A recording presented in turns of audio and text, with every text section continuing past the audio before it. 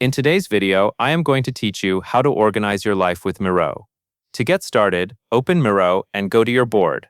If your board is brand new, it may show a simple, untitled canvas. That is perfectly fine. Think of this board as your personal workspace where you can collect plans, notes, and routines in one place. The goal here is to use a ready-made structure, so you spend less time formatting and more time organizing. Next, look for the Templates option in Miro and click on it. Templates are designed to give you a clean layout that is already organized around a specific purpose.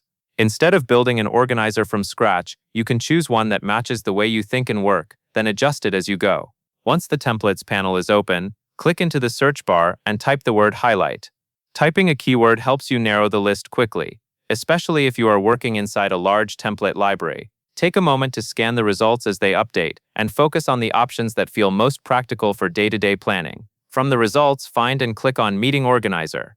Even if you are not only organizing meetings, this template is useful for organizing life in general because it naturally creates sections for priorities, action items, and follow-ups. It gives you a consistent place to capture what matters, so nothing gets lost in random notes. After you select the Meeting Organizer template, click on Organizer. This applies the organizer to your board, so you can start using it right away. Once it loads onto your canvas, you can zoom in and pan around to get comfortable with the layout. A helpful tip is to keep this organizer near the center of your board, so it is easy to find every time you open Miro. You can also duplicate the organizer later if you want separate copies for different areas of life. But for now, the key is simply getting the organizer onto your board and ready to use. That covers everything you need to know.